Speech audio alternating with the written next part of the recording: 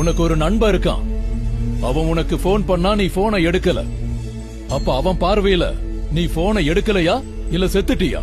அதே எப்படி எடுக்கலன்னு தான் அர்த்தம். அப்ப கடவுள் உன் கண்ணுக்கு தெரியலன்னா இருக்காரா இல்லையா?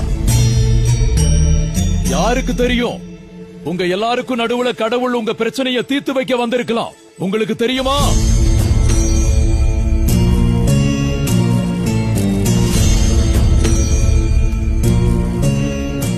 அவரு இருக்காருன்னு நம்பிதானே பல மைல் தூரம் நடந்து போய் கோவில்ல மணிக்கணக்கா காத்து கிடந்தோம்.